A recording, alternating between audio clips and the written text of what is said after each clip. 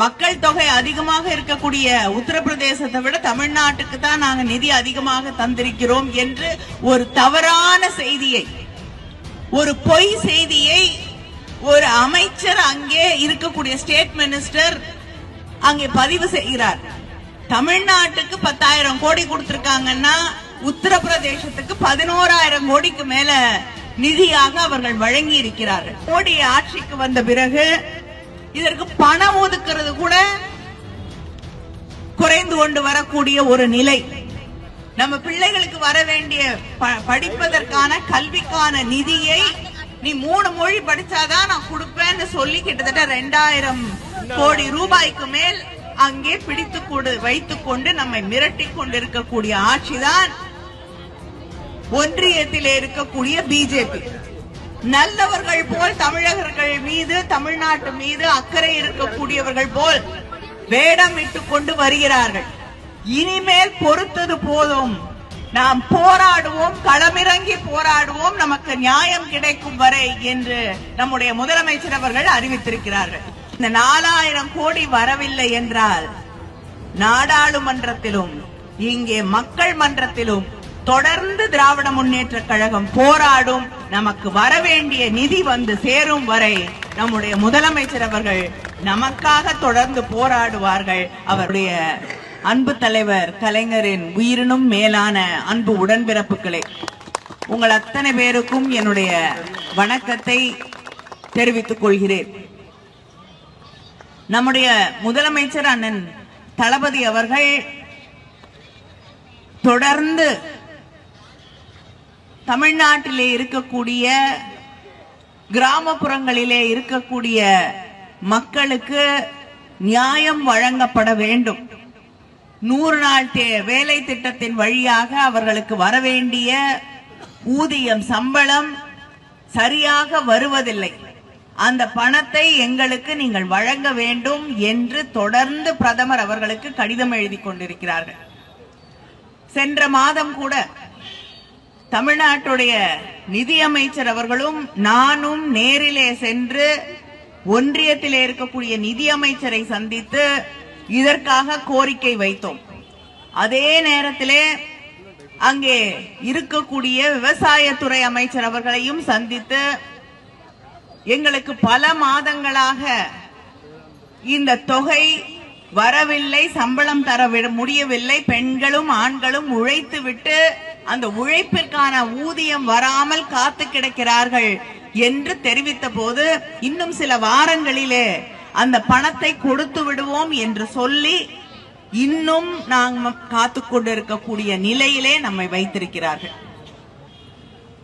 அதே போல நம்முடைய முதலமைச்சர் அவர்கள் இதை நாடாளுமன்றத்தில் எழுப்ப வேண்டும் என்று சொன்னதற்கு இணங்க நாடாளுமன்றத்திலே கூட்டத்தொடரிலே கேள்வி நேரத்தில் எங்களுக்கு தர வேண்டிய பணம் ஏறத்தாழ 4,034 கோடி ரூபாய், 1, 2 அல்ல 4,034 கோடி தமிழ்நாட்டுக்கு மட்டும் ஒன்றிய அரசாங்கம், மோடி அரசாங்கம் தர வேண்டிய பணம் 100 நாள் வேலைக்கு சம்பளமாகவும் பொருட்கள் வாங்கியதற்கும் தர வேண்டிய பணம் 4,034 கோடி 5 மாசமா நீங்க கொடுக்காம இருக்கீங்க என்று கேள்வி எழுப்பினோம்.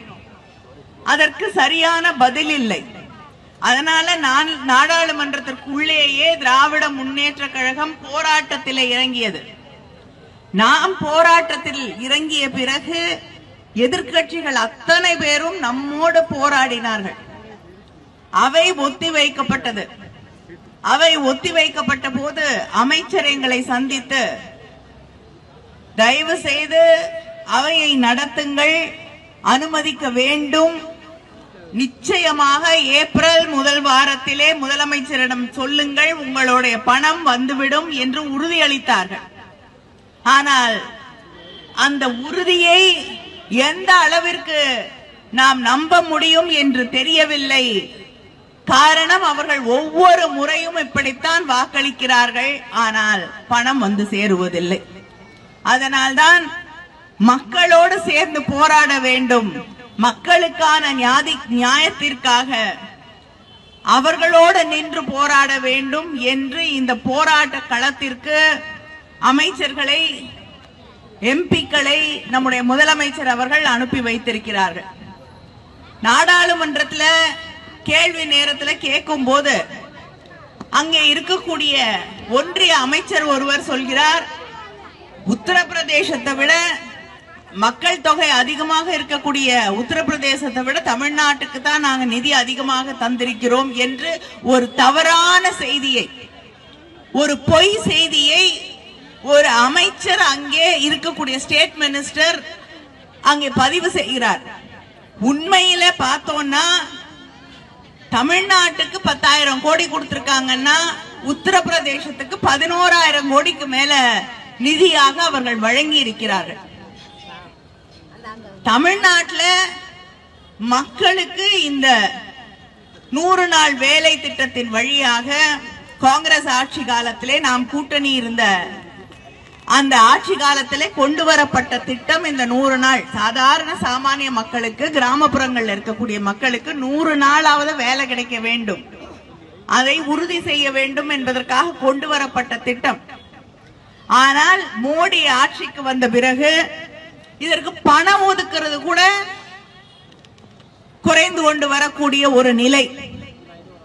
ஆனால் அதை எதிர்த்து நம்ம கேள்வி கேட்டோம்னா, ஒரு அமைச்சர் நாடாளுமன்றத்திலே பொய்யான செய்தியை, தவறான செய்தியை, உத்தரப்பிரதேசத்துக்கு நாங்க குறைவாக காசு கொடுக்கிறோம், தமிழகத்திற்கு தான் அதிகமாக தருகிறோம் என்று சொல்கிறார். எதிர்க்கட்சிகள் ஆட்சியில் இருக்கக்கூடிய எல்லா மாநிலங்களிலும் அவர்கள் எது கேட்டாலும் நம்ம பிள்ளைகளுக்கு வர வேண்டிய படிப்பதற்கான கல்விக்கான நிதியை நீ 3 மொழி படிச்சாதான் நான் கொடுப்பேன்னு சொல்லி கிட்டத்தட்ட 2,000 கோடி ரூபாய்க்கு மேல் அங்கே பிடித்து வைத்துக் கொண்டு நம்மை மிரட்டி கொண்டிருக்கக்கூடிய ஆட்சிதான் ஒன்றியத்தில் இருக்கக்கூடிய பிஜேபி.